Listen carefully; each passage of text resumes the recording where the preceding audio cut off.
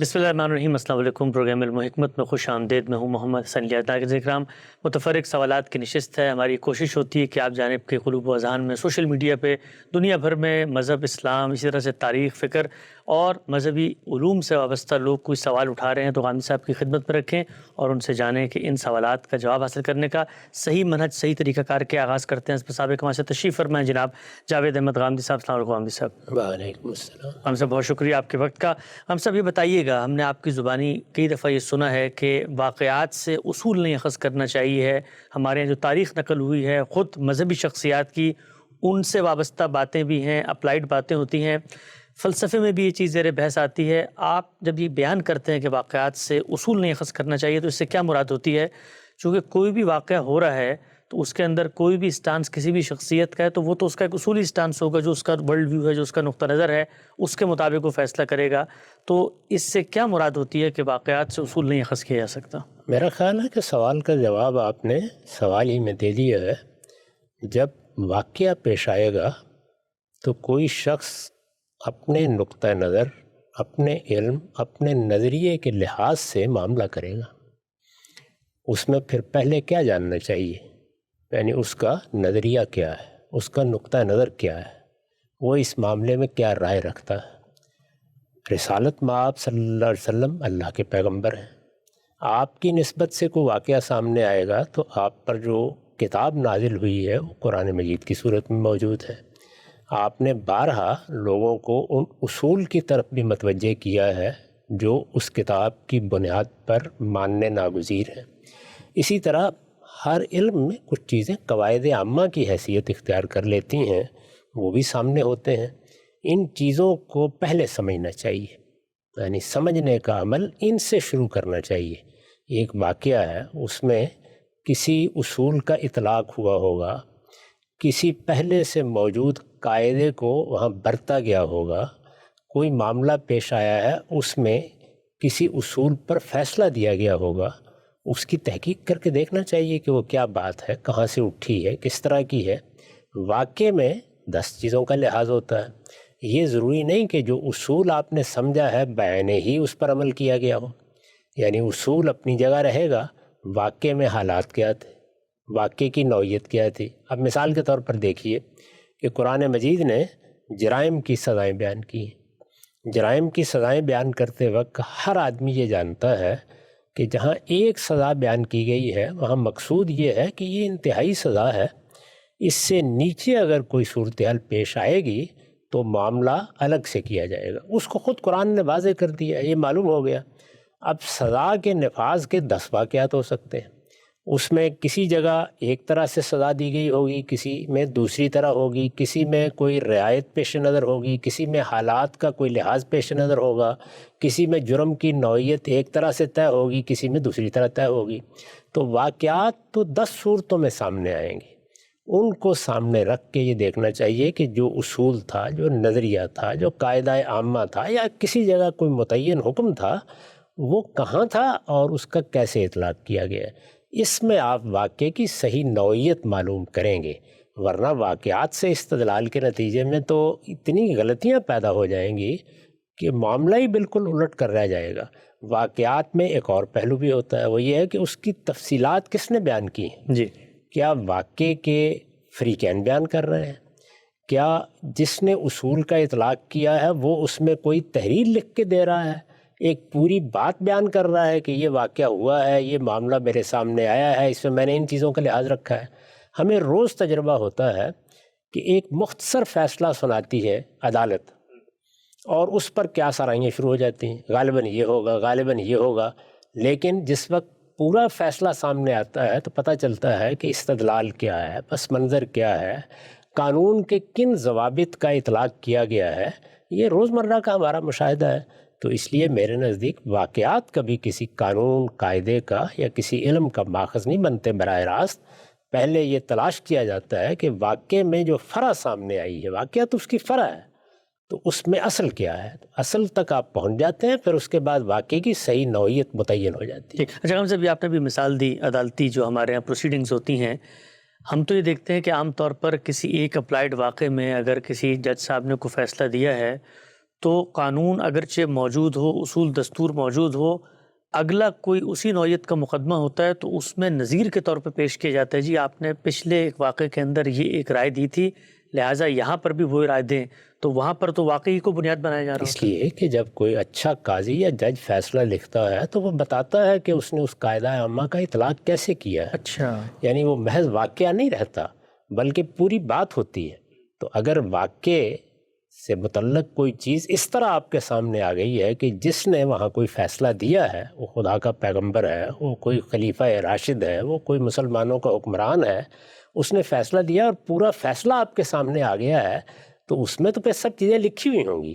لیکن جو واقعات ہمارے یہاں روایت ہوتے ہیں ان میں ایسا کچھ نہیں ہوتا، یعنی لوگ سزاؤں کے واقعات بیان کرتے ہیں، فلاں سزا رسول اللہ نے دے دی، فلاں مجرم کو دے دی، یہ مقدمہ تھا یہ دے دی۔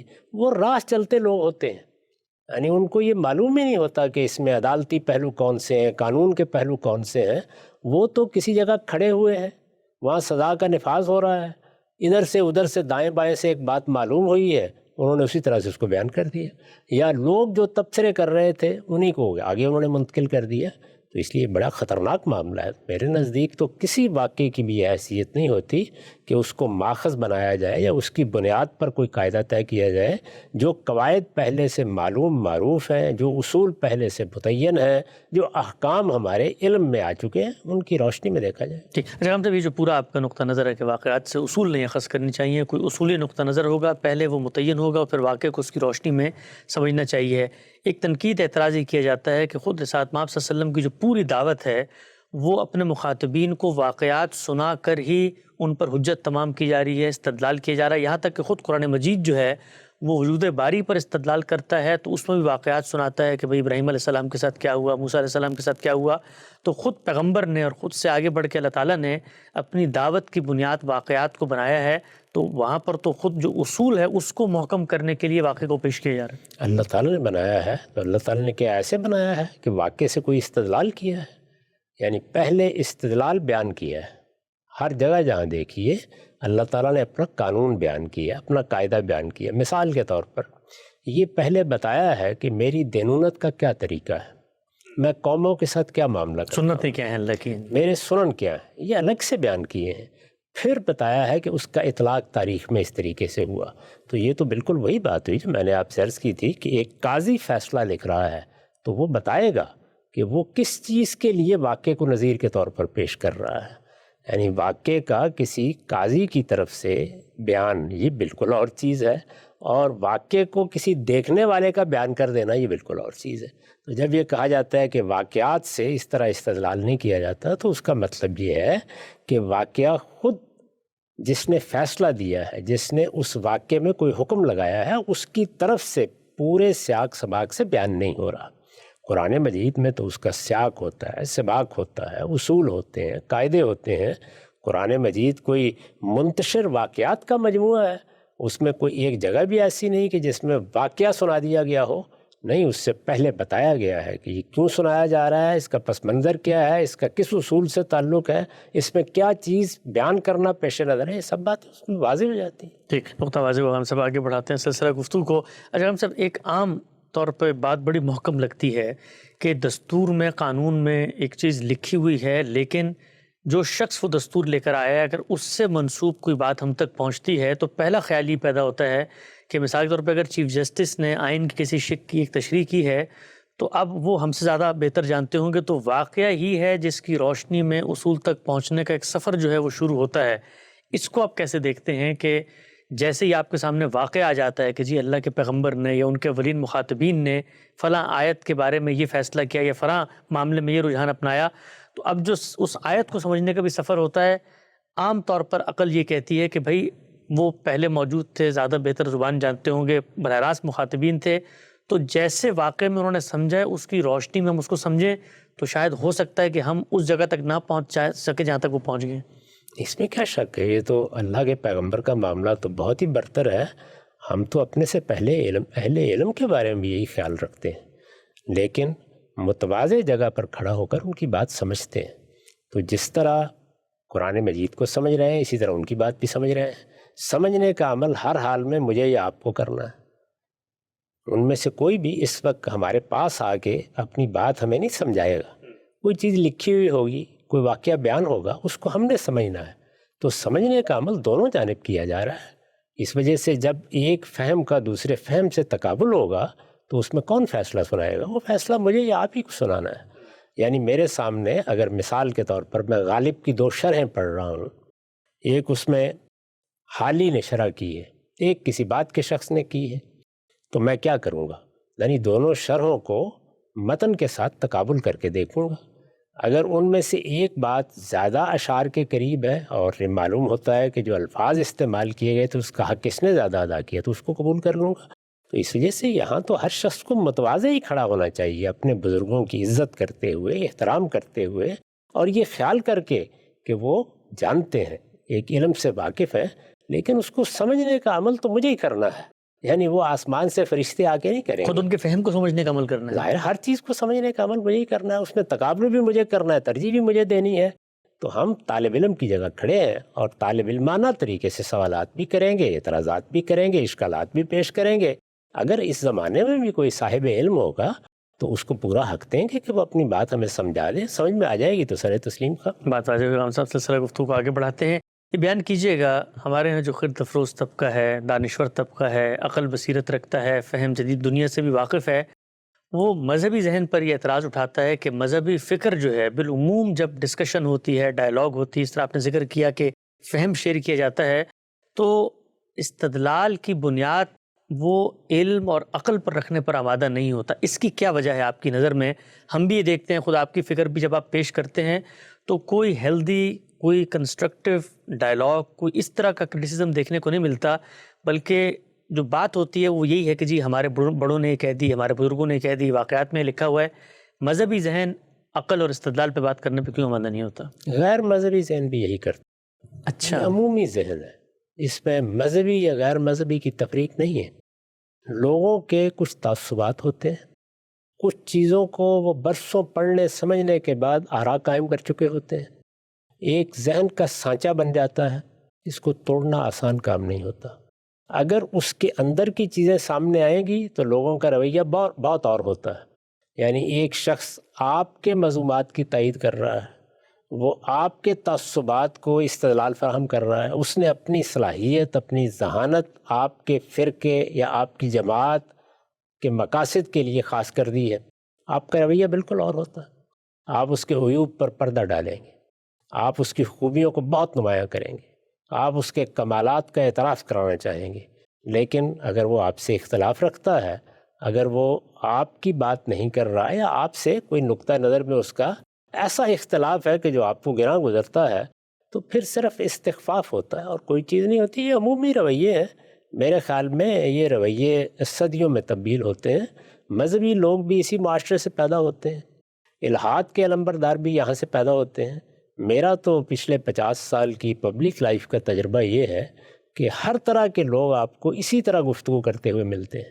یعنی فرقوں کو آپ دیکھ لیں، گروہوں کو آپ دیکھ لیں، یہاں تک کہ وہ جماعتیں جن کے بڑے لوگوں نے ہمارے سامنے ان کی یہی تربیت کی کہ وہ ان چیزوں سے بلند ہو کر فیصلے کیا کریں، ان کو بھی جب آگے والوں کے بارے میں فیصلہ کرنے کا موقع ملا تو ان کا رویہ وہی تھا جو پچھلے والوں کا تھا. تو میرا خیال ہے کہ یہ وہ چیز ہے جس کو قرآن نے بیان کیا ہے اور پیغمبروں کے مقابلے میں بیان کر دیا ہے. بڑے دانشور، بڑے ہی مدبر اور سیاستدان اور اپنے زمانے کے رہنما بھی یہی کہتے ہیں کہ ہم تو جو ہمارے آبا کا طریقہ رہا اس کو نہیں چھوڑیں گے. یہ اصل میں ایک لفظ میں اس ذہن کی تعبیر ہے. یہ بدقسمتی ہے کہ جن قوموں میں یہ ذہن زیادہ ہوتا ہے ان میں علم وفات پا جاتا ہے، ان میں تحقیق آگے نہیں بڑھتی، وہ دنیا کی زندگی میں بھی پیچھے رہ جاتی ہیں. جن قوموں کے ہاں علم کا استقبال کیا جاتا ہے، اختلاف رائے کو سننے کے لیے لوگ تیار ہو جاتے ہیں. بڑی سے بڑی مختلف رائے ان کے لیے ایک علمی رائے ہوتی ہے اور وہ اسی طرح اس پر بات کرتے ہیں. وہ بڑی شائستگی سے اختلاف بھی کر دیں گے. اس کا نتیجہ یہ نکلتا ہے کہ کوئی ڈسکریج کرنے کا عمل نہیں ہوتا، حوصلہ شکنی کا عمل نہیں ہوتا، بلکہ لوگوں کو ہمت ہوتی ہے کہ وہ نئی تحقیقات پیش کریں، نئے زاویے سامنے لائیں. جب کوئی شخص کوئی نیا زاویہ آپ کے سامنے لاتا ہے تو ہمارے ہاں طعن و تشنیع کے طریقے اختیار کیے جاتے ہیں. جبکہ اگر آپ تنقید کے اچھے طریقے اختیار کریں تو اس سے سننے والوں کو بھی مدد ملتی ہے اور نئی نئی راہیں بھی کھلتی ہیں۔ یہ نئی راہوں کا کھلنا بند ہو جانا، تحقیق اور تنقید، ان سب کے دروازے پر قفل لگا دینا، یہی اصل میں قوموں کے زوال کا باعث بنتا ہے۔ اور ہمارے ہاں آپ کسی شخص کو اٹھا کے دیکھ لیں، یعنی وہ مذہبی لوگ ہوں، وہ غیر مذہبی لوگ ہوں، ان کا رد عمل کم و بیش اسی طرح کا ہوتا ہے۔ بالکل واضح بات ہے، بالکل ٹھیک ہے، ہم سب آگے بڑھاتے ہیں اس سلسلے گفتگو کو۔ اچھا یہ بتائیے گا، ہمارے ہاں تعلیم تربیت کے لیے بچوں کے اندر اخلاقی رجحانات کو اجاگر کرنے کے لیے ایک بڑا لمبا عرصہ گزرا ہے اور بڑی ایک وقی روایت ہے قصوں کی، کہانیوں کی، اس میں مختلف بڑے بڑے لوگوں نے کتابیں بھی لکھی ہیں، اس میں بڑے سبق آموز قسم کے قصے ہوتے ہیں، سعدی کی بھی بڑی مشہور چیزیں ہیں۔ آپ کیا سمجھتے ہیں کہ تعلیم اور تربیت کے لیے اس طرح کی حکایتیں، اس طرح کے مفروضات پر مبنی ایک لوگوں کو ابھارنے کے لیے، بچوں کے لیے بالخصوص، یہ کوئی مفید چیز ہے؟ جو کہ وہاں پر بھی اصل میں کچھ واقعات ہی سنائے جا رہے ہوتے ہیں اور واقعات سے اصل میں کچھ اخلاقی تعلیم دینا مقصود ہوتی ہے۔ دیکھیے کچھ چیزیں ہیں جن کا تعلق مسلمات سے، علم و عقل کے مسلمات، ان کو سامنے رکھ کر، علم و عقل کے مسلمات میں اخلاقی مسلمات بھی ہیں، جمالیاتی چیزیں بھی ہیں، ان کو سامنے رکھ کر کوئی آدمی ایک کتاب لکھتا ہے اور یہ بتاتا ہے کہ اس میں جو قصے ہیں یا کہانیاں ہیں وہ اس مقصد سے لکھی گئی ہیں۔ میں جب افسانہ پڑھتا ہوں یا میں ناول پڑھتا ہوں تو وہاں مجھے ادنا درجے کا کوئی تردد نہیں ہوتا، میں وہاں ان واقعات پر ایمان لانے کے لیے نہیں بیٹھا ہوتا، مجھے پتہ ہوتا ہے کہ یہاں کچھ مقاصد کو سامنے رکھ کر یہ کردار تخلیق کیے گئے ہیں۔ تو اسی طرح کا معاملہ سعدی کے ہاں ہے یا اور بزرگوں کے ہاں ہے جو واقعات سناتے ہیں۔ چنانچہ کلیلہ و دمنہ کو آپ دیکھیے، اور بہت سی تصنیفات ہیں جن میں اسی طرح لوگوں کی تربیت کی گئی ہے، یعنی ان کو واقعات سنائے گئے، ہم بڑے مؤثر رہتے ہیں۔ یہ بالکل وہی چیز ہے جو اب آپ کارٹون یا ڈراماز کی صورت کارٹونوں میں دیکھتے ہیں، ڈراموں میں دیکھتے ہیں، فلموں میں دیکھتے ہیں، وہ بھی بہت مؤثر ہوتی ہیں۔ آدمی کو معلوم ہوتا ہے خرابی وہاں ہوتی ہے جہاں قصے کو، یعنی قصہ تو آپ نے سنایا کسی بات کو واضح کرنے کے لیے، قصہ اصل میں تمثیل تھا، آپ نے اس کو حقیقی واقعہ بنا کے پیش کر دیا، تو یہ چیز ہے جو خرابی کا باعث بنتی ہے۔ ورنہ اگر آپ یہ بتائیں لوگوں کو کہ یہ قصہ ہے جو سنایا جا رہا ہے، سعدی کی گلستان بوستان کو پڑھتے ہوئے کبھی خیال بھی نہیں ہوتا کہ وہ اس طریقے سے آپ کو کوئی بات بتا رہے ہیں۔ ہر شخص کو معلوم ہوتا ہے کہ انہوں نے ایک نتیجہ نکالنا ہے، یا مثلا یہ مولانا روم میں اس طرح کے فرضی قصے بہت ہوتے ہیں۔ تو فرضی قصے در حقیقت وہی عمل ہے جو ہمارے یہاں ڈرامے میں، تمثیل میں، اسی طرح سے فلم میں اور چیزوں میں ہو رہا ہے، اس میں کوئی غلطی کی بات نہیں۔ نقطہ واضح ہوا، ہم سب آگے بڑھاتے ہیں۔ ایک بڑا دلچسپ سوال ہم سب آپ کی خدمت میں رکھنے جا رہا ہوں۔ یہ پوچھا گیا ہے کہ جی ہمارے ہاں اس وقت بہت زیادہ کھانے کا ایک رجحان ہے، دنیا بھر میں جو اوبیسٹی ہے وہ بھی بڑھ رہی ہے، ہم امریکہ میں رہتے ہیں، یہاں تو بہت زیادہ اس کا رجحان نظر آتا ہے۔ انہوں نے پوچھا کہ قیامت کے دن اللہ تعالیٰ باقی اعمال کا، علم کا جو امتحان ہے اس پہ سوالات ہوں گے، کیا اس بارے میں بھی سوال ہوگا کہ تمہارا اللہ تعالیٰ نے ایک حد مقرر کی تھی لیکن تم نے اس سے زائد کھانا کھایا اور اس کے نتیجے میں تم بالکل جس کو کہتے ہیں موٹاپے کی بیماری کا شکار ہو گئے، تو کیا یہ بھی کوئی حساب و کتاب کے معاملے میں آئے گی بات؟ دیکھیے اللہ تعالیٰ نے اس میں بڑی واضح لائن کھینچ دی ہے، اور وہ یہ ہے کہ اگر تو کوئی اخلاقی پہلو ہے اس کے لیے ہم قیامت میں جواب دیں۔ اگر دنیا میں ہم نے کوئی غلطی کیا، مثلا حفظان صحت کے اصولوں کا خیال نہیں رکھا، اللہ کی کسی نعمت کو اس طرح استعمال کیا ہے کہ خود ہمارے لیے خرابی کا باعث بن گئی، تو اس کے نتائج دنیا میں انسان بہت لیتا ہے۔ دنیا بھی ایک محشر ہے اور یہاں بھی ہر وقت مکافات ہو رہی ہے۔ جو دنیوی قوانین ہیں وہ یہاں نتیجہ خیز ہوتے ہیں، بڑا مشکل ہوتا ہے ان کی نتیجہ خیزی سے بچنا، تو یہ دونوں چیزیں بیک وقت کام کر رہی ہیں۔ ہاں البتہ کسی شخص کے کھانے پینے میں بے اعتدالی نے اگر اس کے معمولات پر اثر ڈالا ہے، اگر اس سے اس کی دینی زندگی میں کوئی چیز مجروح ہوئی ہے، تو وہ خود بخود نتیجہ خیز ہو جائے گا۔ اچھا۔ یعنی اگر اس نے کھا پی کے سونے کا طریقہ اختیار کیا اور اس طرح نمازوں سے محروم رہا ہے، نوافل سے محروم رہا ہے، تو یہ محرومی اثر انداز ہو رہی ہے۔ تو اس میں یہ طریقہ ہے، یعنی یہ اللہ تعالیٰ کو یہ ضرورت نہیں ہے کہ وہاں کھڑا کر کے ان چیزوں کا حساب لے، وہ حساب اصل میں ہر وقت خود ہی ہو رہا ہے۔ اس کے کچھ پہلو وہ ہیں جو دنیا سے متعلق ہے، اس کا نتیجہ دنیا میں سامنے آ رہا ہے، کچھ پہلو وہ ہیں جن کا تعلق آخرت سے یا آخرت کی تیاری سے ہے، اس پر اثر انداز ہو رہے ہیں، تو وہاں بھی نتیجہ نکل رہا ہے، یہاں بھی نتیجہ نکل رہا ہے۔ اچھا ہم سب کے آپ کا تجربہ کیا ہے؟ کیا اگر آدمی اپنی لائف کو کھانے پینے میں مثلا ڈسپلن نہ کرے تو کیا دینی جو اس کی شخصیت اور تشخص ہے اس پر بھی اثر پڑتا ہے اس کا؟ کسی بھی چیز پہ اگر آپ نظم پیدا نہ کریں، اس لیے کہ دنیا کی زندگی میں آپ کو اپنے آپ کو قاعدے میں رکھنا ہے، قاعدے میں نہیں رکھیں گے تو پھر خواہشات کے اسیر ہو جائیں گے۔ جذبات کے ہاتھ میں لگام دے دیں، خواہشات کے ہاتھ میں لگام دے دیں، شہوت کے ہاتھ میں لگام دے دیں تو آدمی بالکل جانور بن کے رہ جاتا ہے۔ تو اس لیے سب سے بڑی چیز یہی ہے کہ علم و عقل کی روشنی میں زندگی بسر کی جائے۔ یہ بالکل درست ہے کہ ہر مرحلے پر علم و عقل کی روشنی میں فیصلے کوئی آسان کام نہیں ہے۔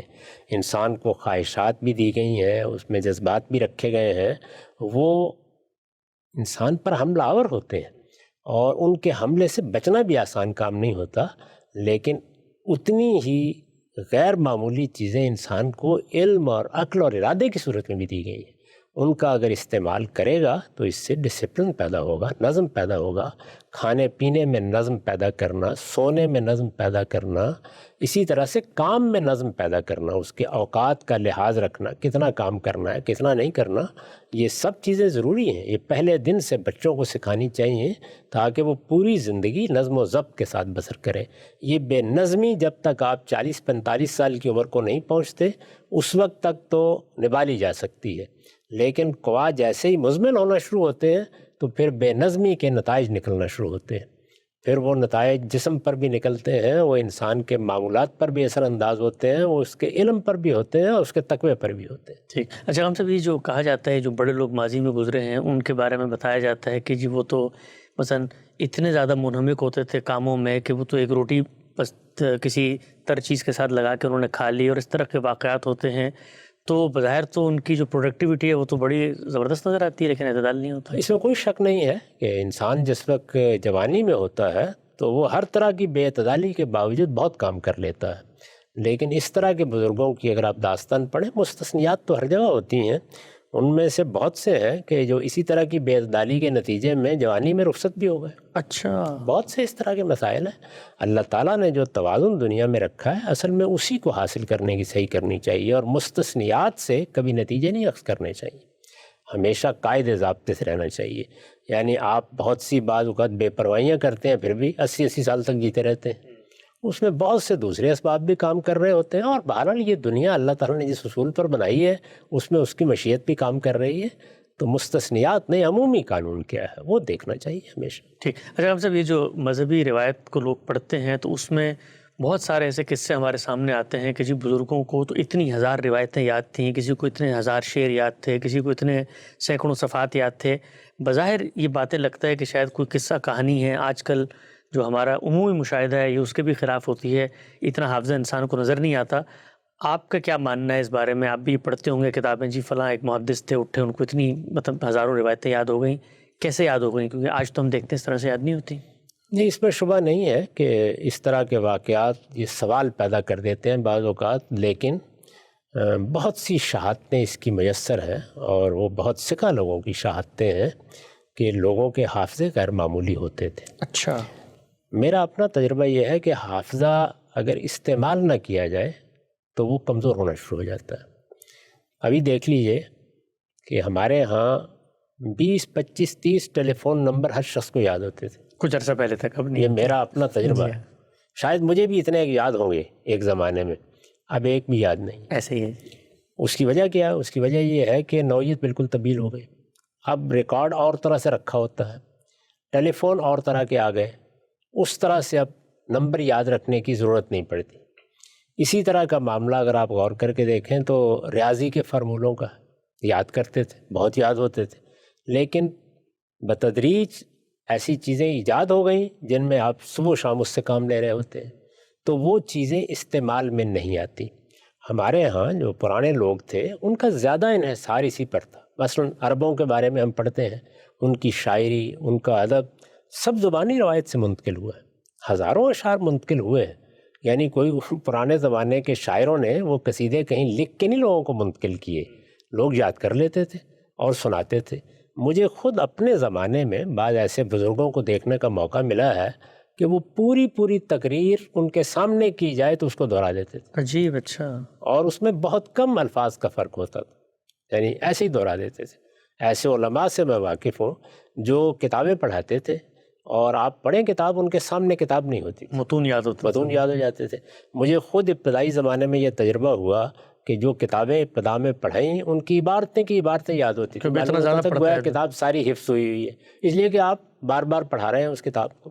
تو یہ آپ نے کس حد تک متعلق رکھا ہے اپنے آپ کو اور کتنا اشتغال ہے آپ کا، اس کا بڑا اثر ہوتا ہے۔ انسان کو اللہ تعالیٰ نے بڑی غیر معمولی صلاحیتیں دی ہیں، پھر ان صلاحیتوں میں فرق بھی ہوتا ہے۔ یعنی بعض لوگوں کا حافظہ بہت غیر معمولی ہوگا، بچوں کو دیکھ لیجئے، ان میں بعض ہوں گے جن کے یہاں ذہانت بڑی گہری ہوگی، تجزیہ بہت گہرا کریں گے، فکر بڑا گہرا ہوگا، اور بعض ہوں گے جن کا حافظہ بہت غیر معمولی ہوگا، وہ فر آپ کو 10 چیزیں ان کو بتائیں سنا دیں گے۔ تو یہ روزمرہ کے تجربات ہیں۔ باقی اصول وہی ہے کہ آپ جب استعمال کم کر دیں گے تو نتیجہ وہ نہیں نکلے گا۔ اس کے ساتھ ایک ملحوظ رکھیں چیز، اور وہ یہ ہے کہ جب پرانی باتیں بیان کی جاتی ہیں تو اس میں بعض اوقات مبالغہ ہو جاتا ہے۔ مبالغہ کس طرح ہوتا ہے؟ وہ اسی طرح ہوتا ہے جیسے آپ نے دیکھا ہوگا کہ ہمارے ہاں جلسے ہوتے ہیں، ہمیں یہ معلوم ہے کہ فلاں جگہ پر کتنے لوگ آئیں گے، اس کے بعض تجربات بھی ہیں، لیکن جس وقت 10-20 ہزار لوگ ایک جگہ جمع ہو جاتے ہیں تو لوگوں کا تاثر یہی ہوتا ہے کہ لاکھوں کا مجموعہ تھا۔ اب اگر کسی جگہ پر کوئی جنگ ہوئی ہے، اس میں کیا فوجیں تھیں، اس میں بھی بعض اوقات اسی طریقے کے مبالغے ہو جاتے ہیں۔ ایسا ہی معاملہ روایتوں میں بھی ہو جاتا ہے۔ اگر فرض کیجئے کہ ہزاروں کی تعداد میں روایتیں کسی کو یاد ہیں تو اس میں یہ تاثر ہو جاتا ہے کہ یہ شاید لاکھوں ہوں گی۔ یہ ہم بہت سے لاکھوں سنتے رہے، لیکن کتابیں جب شائع ہو کے آئی ہیں تو آپ دیکھیے کہ ان میں تعداد ہزاروں میں ہے۔ تو اس لیے یہ سب چیزیں ایسے بھی ہو جاتی ہیں۔ بارہا ہم نے دیکھا ہے، بڑے بڑے لوگوں کو دیکھا ہے۔ یعنی میں آپ کو اپنا واقعہ سناتا ہوں کہ ایک جلسہ ہوا، جس جلسے کے انتظامات میں بھی میں شریک تھا۔ یہ بہت پرانی بات ہے، یعنی آپ سمجھیں کہ 70 کی دہائی کی بات ہے، اور اس میں موچی دروازے میں 10,000 آدمیوں کے بعد نیچے اترنے کی جگہ باقی نہیں رہی۔ لیکن اگر کوئی دیکھنے والا اس کو دیکھے تو وہ یہی کہے گا کہ لاکھوں لوگ ہیں، اور عام طور پر ہم دیکھا ہوگا خطیب حضرات کہتے ہیں کہ انسانوں کا سمندر ہمارے سامنے موجود ہے۔ آپ کو کیسے پتہ لگا صاحب 10,000 لوگ ہیں؟ شمار کیا گیا تھا۔ اچھا، میں نے عرض کیا نا کہ میں اس کے منتظمین میں تھا، اور شمار کیا گیا، یعنی لوگوں کو ایک قاعدے سے جانے دیا گیا، پنڈال میں جو جا رہے تھے، اور جہاں سے وہ جا رہے تھے وہاں شمار کیا جا رہا تھا۔ 10,000 لوگوں کے بعد ہمارے لیے نیچے پاؤں رکھنا مشکل ہو گیا تھا۔ یہ بات بعض اوقات لوگوں کو باور نہیں آتی، لیکن حقیقت یہی ہے کہ تاثر ایسے ہوتا ہے، ایک بڑا مجمع جب آ جاتا ہے تو تاثر ایسے ہی ہوتا ہے کہ جیسے لاکھوں کی تعداد میں لوگ ہیں۔ یہ آپ نے دیکھا نہیں ہے کہ جس وقت ہمارے لیڈر حضرات تقریر کر رہے ہوتے ہیں، لاکھوں لوگ ہیں، پورا شہر نکل ٹھاٹھے مارتا ہوا سمندر ہے، اس کے بعد جب حقیقی رپورٹس آنی شروع ہوتی ہیں تو معلوم ہوتا ہے کہ 2,000 لوگ تھے، 3,000 لوگ تھے، 5,000 لوگ تھے، اس سے زیادہ نہیں ہوتے۔ یہ چیز ماضی میں بھی ہو جاتی ہے۔ اچھا، اس لیے بس اتنا ہے کہ اس میں سے نکال دینا چاہیے۔ ٹھیک ہے، آپ سے بڑی خوبصورتی سے آپ نے نقطہ بازی کیا۔ اچھا، ہم سے ایک اور چیز بڑا ہم سنتے ہیں، یہ پرانے بزرگوں کا یہ جنازے ہوتے تھے، کہا جاتا ہے جی پورا بغداد نکل آیا اور انہوں نے ان کو چھینک آئی تو یرحمک اللہ جو ہے 50,000 لوگ تھے، وہ اس کی آوازیں کہاں تک، تو اس طرح کی قصے کہانی بھی بڑی ہوتی ہیں۔ ایسا ہی ہوتا ہے۔ پھر اس کے بعد خطیب حضرات وہ اس میں مبالغہ پیدا کر دیتے ہیں، ایک سے بات دوسرے تک پہنچتی چلی جاتی ہے، اور نتیجہ اس کا یہ نکلتا ہے کہ سینکڑوں پہلے ہزاروں میں بدلتے ہیں، پھر وہ لاکھوں میں بدل جاتے ہیں۔ یہ انسان کی کمزوری ہے، ہم اپنے آنکھوں کے سامنے روزانہ دیکھتے ہیں کہ اس طرح کی چیزیں ہوتی ہیں۔ یعنی جب کبھی آپ نے کوئی بات بڑھا کے بیان کرنی ہوتی ہے تو سینکڑوں، ہزاروں میں اور لاکھوں میں بدل جاتے ہیں۔ آپ نے یہ بتانا ہو کہ نہیں ان کے ساتھ تو 4 لوگ بھی نہیں ہیں، تو وہاں بعض اوقات سینکڑوں کو بھی 10 بنا کے پیش کر دیا جاتا ہے۔ تو انسان یہ تقلیل اور یہ تکثیر کرتا رہتا ہے۔ ٹھیک، اچھا، ہم سے بڑا دلچسپ پہلو آپ نے بتایا جو انسانی نفسیات کا ایک پوشیدہ گوشہ ہے۔ میں 1-2 سوال اس پہ بھی آپ کی خدمت میں رکھتا ہوں۔ آپ نے دیکھا ہوگا کہ یہ مبالغہ جو ہے تاریخ میں بھی آپ کو ملتا ہے، اپنے حال میں بھی ملتا ہے، روزمرہ کی گفتگوؤں میں بھی، زندگی کے ہر موڑ پہ، یہاں تک کہ انسان کوئی چیز ایجاد کرتا ہے، اس کو بیچنا چاہتا ہے، پوری کی پوری مارکیٹنگ انڈسٹری مبالغے پہ کھڑی ہوئی ہے۔ اپنی شخصیت کو آدمی بیان کرنا چاہتا ہے، مبالغہ کرتا ہے، اپنی کارکردگی کا۔ یہ مبالغہ جو ہے یہ بھی کوئی مطلب انسانی جو جبلت ہے، کوئی انسان کی شخصیت ہے، فطرت میں کوئی ودیت ایک پہلو ہے، اتنا غالب نظر آتا ہے کہ شروع سے لے کر آج تک ہر انسان میں کہیں نہ کہیں مبالغہ کرتا ہوا نظر آتا ہے۔ کوئی شک نہیں ہے، بلکہ اگر یہ سلیقے سے ہو تو حسن بن جاتا ہے۔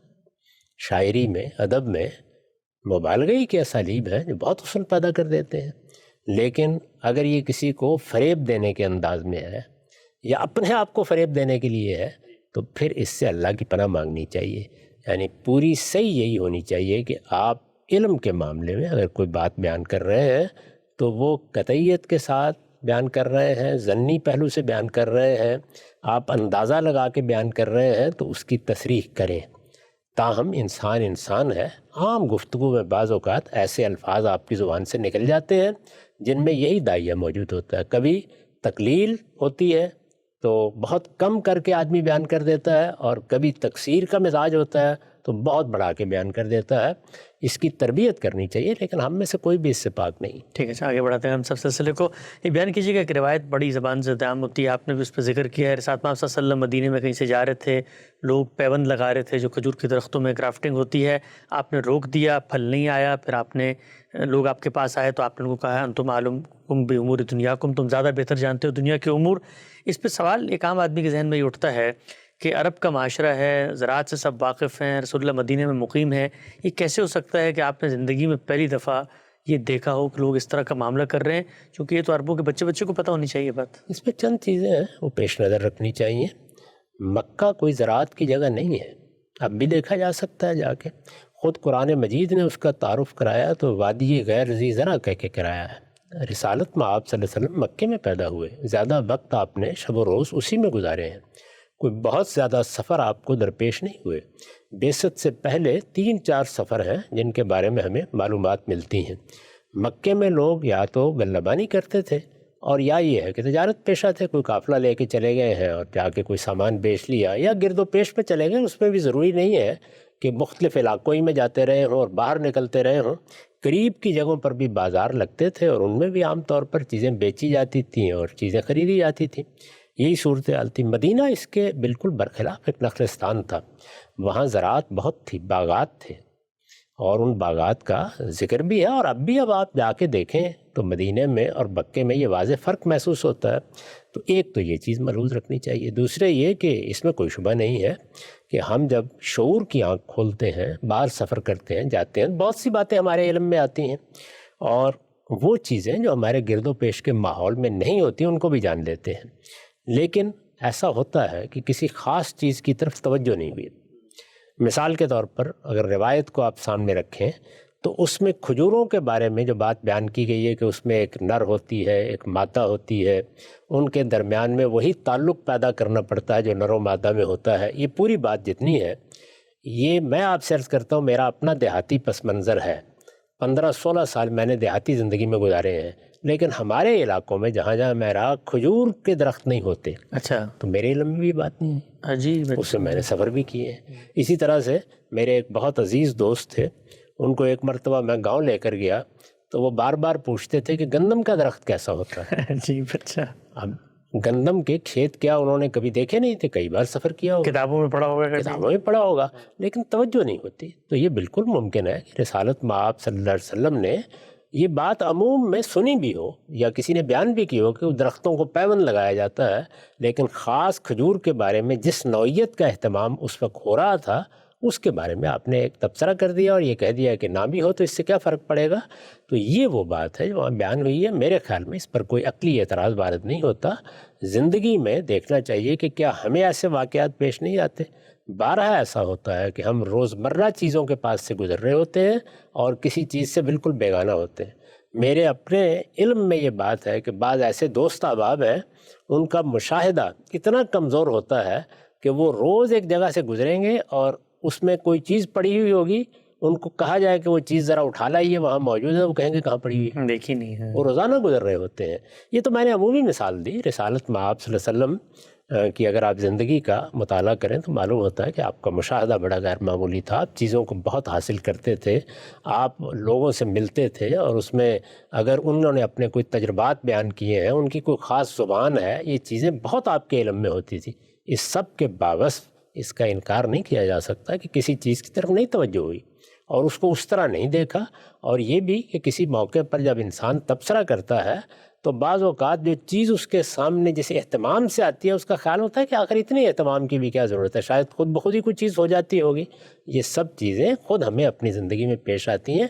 اس میں اتنے بڑے فیصلے نہیں کرنے چاہیے کہ روایت کے بارے میں یہ کہا جائے کہ یہ تو کسی نے غالباً وضع کر لی۔ ٹھیک، اچھا ہم جب یہ جو تبصرہ آپ صلی اللہ علیہ وسلم کا روایت میں نقل ہوا ہے، اس کو بھی اگر انسانی حیثیت میں اس جگہ پہ رکھ کے دیکھا جائے تو یہ بھی تو اہم ممکن ہے کہ آپ نے گزرتے ہوئے صرف اس کا اپنے تعجب کا اظہار کیا ہو، لوگوں نے اس کو اس طرح پرسیو کیا ہو کہ آپ نے منع کر دیا ہے، حالانکہ آپ نے کوئی ممانعت نہ کی ہو، اور پھر جب آپ کے علم میں آیا اور آپ نے فرمایا کہ بھئی تم بہتر جانتے ہو، تو رسالت مآب صلی اللہ علیہ وسلم منع بھی کر رہے ہیں تو وہ بھی سمجھ میں نہیں آ رہا کہ بھئی کیوں منع کر رہے ہیں وہ۔ نہیں، میں تو جب اس جملے کو پڑھتا ہوں اس کے جو مختلف طرق ہیں تو یہ اندازہ ہوتا ہے کہ وہ ایک استجابیہ جملہ ہے، یعنی اس میں کوئی ایسی بات کہی نہیں گئی کہ آج کے بعد یہ نہیں کرنا، یہ نہیں کرنا، اس طرح کی کوئی بات نہیں کہی ہے، ایک استجاب کا اظہار آپ نے کیا ہے، نہ بھی کرو تو خیر ہی ہے اس طرح کا۔ اور ممکن ہے کہ یہ جو راوی روایت کر رہا ہے یہ تو جملہ اس نے ہمیں سنایا نا، آپ کا جملہ اس سے بھی زیادہ محتاط ہو، بالکل ممکن ہے لوگوں نے اس کو اس معنی میں لے لیا۔ تو اس طرح کے تجربات بھی ہمیں روز ہوتے ہیں کہ آپ کوئی بات کرتے ہیں، آپ کے پیش نظر وہ چیز نہیں ہوتی، مخاطب اس کو اس طرح سمجھ لیتا ہے۔ بارہا بچوں کے ساتھ یہ معاملہ ہوتا ہے، یعنی ہمارے بچے باشعور ہوتے ہیں، بڑے ہوتے ہیں، وہ ایک بات کو بالکل الٹ سمجھ لیتے ہیں، بعد میں وضاحت کرنا پڑتی ہے کہ یہ مقصود نہیں تھا۔ تو میرا احساس تو یہ ہے کہ اسی طرح کا یہ معاملہ ہوا ہے، اس پر کوئی تعجب نہیں کرنا چاہیے، روایت بالکل درست ہے۔ آپ سے بڑی دلچسپ بات ہے یہ، اکثر آپ نے جو بھی ذکر کیا ہمیں عام طور پہ روزمرہ زندگی میں بھی یہ ہوتا ہے۔ تو میں غم سے درخواست کرتا ہوں آپ سے، گزشتہ دنوں آپ نے ایک واقعہ سنایا تھا، لاہور میں تھے آپ اور کہیں جا رہے تھے اور آپ نے اپنے پوتے کو ایک ہدایت کی کہ یہ بات آگے پہنچا دو، اور جو براہ راست بات پہنچائی تھی اسے کتنی مختلف بات پہنچی، بچا تو ذرا وہ بھی بتائیے گا ہم سے۔ جی ہاں، میں نے تو اس طرح کے بہت سے واقعات دیکھے ہیں، وہ بھی ایسے ہی ہوا، یعنی میں نے اس کو یہ کہا کہ فلاں کو یہ بتا دو کہ وہ اپنے طور پر آ جائے، ابھی انتظار نہ کرے، تو اس نے اس کو بالکل منفی معنی میں لے کے آگے منتقل کر دیا۔ تو میرا کہنے کا مقصد بالکل اور تھا، لیکن وہ بات بالکل اور طریقے سے پہنچ گئی۔ اس طرح کے روزمرہ واقعات ہوتے رہتے ہیں۔ آپ سے نقطہ واضح ہو، یہ بتائیے کہ آخری سوال آج کی نشست کا، تجریدی فکر سے کیا مراد ہے؟ اس فکر تک انسان کی رسائی کیسے ممکن ہے؟ تجریدی فکر کس پہلو سے؟ یعنی تجریدی شاعری ہوتی ہے، تجریدی مصوری ہوتی ہے، فکر سے کیا مراد؟ فلسفیانہ پہلو سے بھی کہا جاتا ہے کہ تجریدی فکر جو ہے وہ فلسفیانہ پہلو سے بھی اس کے 10 مطالب ہیں، یعنی کسی چیز کو آپ جب تصورات میں ڈال دیتے ہیں اور اس کا تعلق آپ کے گرد و پیش کی حقیقتوں سے کمتر ہوتا ہے تو اس کے لیے بھی یہ استعمال ہوتا ہے۔ تو یہ تو ایک عام تعبیر ہے، تجریدی فکر اور اس طرح کی چیزیں، یہ کوئی خاص اصطلاح نہیں ہے کہ جس کو متعین کر کے بتانا پڑے گا، اس کا استعمال 10 چیزوں میں کیا جا سکتا ہے۔ یہ جو آرٹ میں ہم سے پوری کی پوری روایت پیدا ہوئی تجریدی آرٹ کی، اس کا کیا مقصد کیا تھا اس کا؟ نہیں، دیکھیے بات یہ ہے کہ آپ نے کرسی سامنے پڑی ہوئی ہے، کرسی کی تصویر بنا کے رکھ دیا، آپ نے آدمی کو دیکھا، آدمی کو بنا دیا۔